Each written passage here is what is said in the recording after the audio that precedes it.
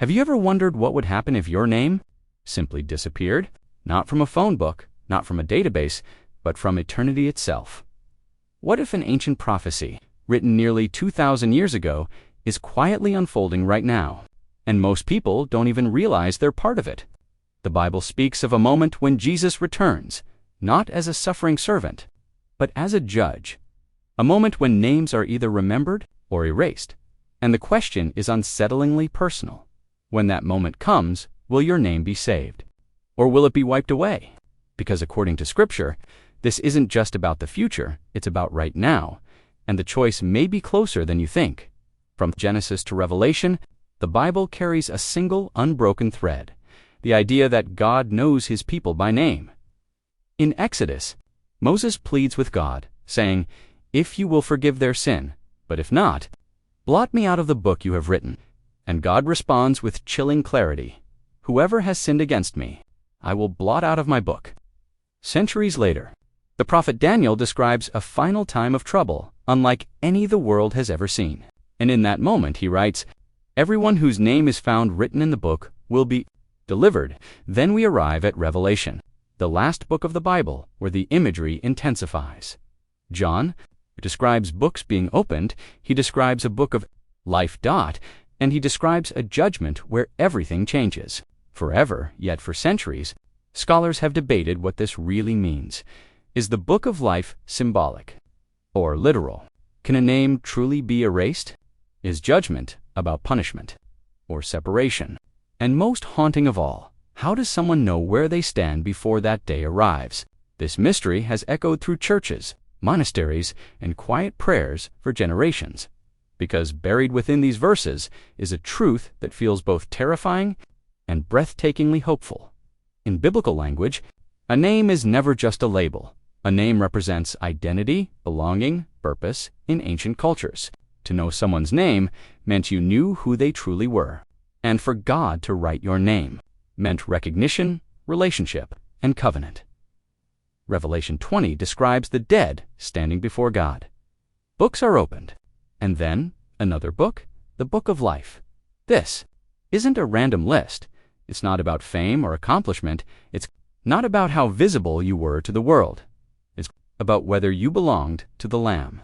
Himself speaks of this in Revelation 3 when he says, "The one who overcomes, I will never blot out his name from the book of life." Notice the phrasing, not "I might," not "I'll think about it." I will never. This implies two realities existing side by side, protection and law sealing and erasing. And then there's the imagery of sealing in Revelation 7. God's servants are sealed on their foreheads, a mark of ownership, protection, and identity. Not a visible tattoo, but a spiritual allegiance. This seal contrasts sharply with another. Mark described later one aligned with worldly systems, pressure, and compromise. The prophecy isn't about fear-mongering. It's about alignment. Who do you belong to? When the world demands a choice, imagine a massive natural disaster.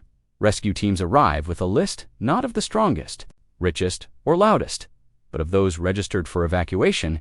If your name is on that list, you're escorted to safety. If it's not, no amount of pleading changes the outcome. Or think of adoption. A child doesn't earn a family by performance. They receive a new name, a new identity, and with it, protection and belonging. The book of life works the same way. Or picture a marathon. Thousands start the race, but only those who endure cross the finish line. Not because they were perfect, but because they didn't quit.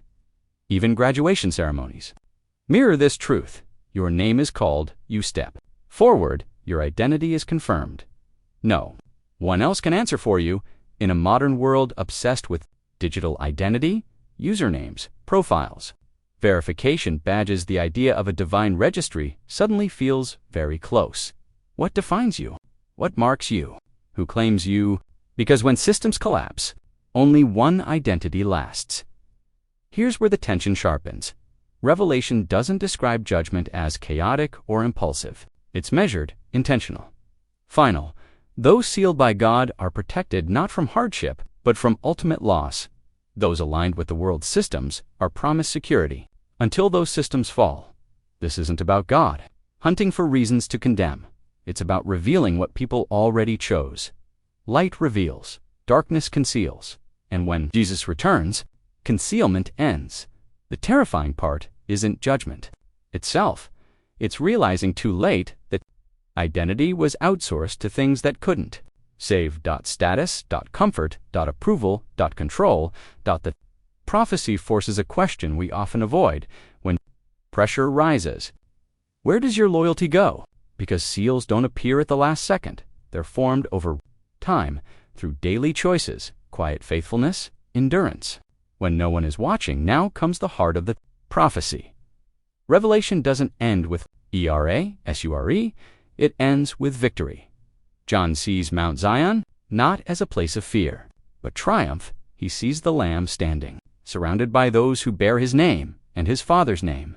These aren't perfect people, they're redeemed people. Their names are written not in ink, but in promise. Jesus is called the Lamb because judgment passed, through sacrifice first, before names were ever weighed. Grace was offered. And here is the central revelation. Your name isn't saved by fear. It isn't preserved by works. It's secured by relationship. The Lamb knows his own dot, and those who belong to him are not erased. They are remembered. So what does this mean for you today? It means your life is not random. Your faith is not unnoticed. Your choices are not meaningless. You are being shaped slowly, quietly into alignment with something eternal. Ask yourself, where am I placing my identity? What voice defines my worth? What would I cling to if everything else fell away? This isn't about panic, it's about purpose. Living sealed doesn't mean living afraid. It means living anchored, faithful, awake, courageous, because prophecy isn't meant to scare you. It's meant to prepare you. When Jesus returns, judgment will come, but so will restoration.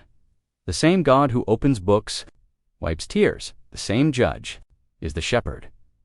If your name is written, it cannot be erased by storms, failure, or fear.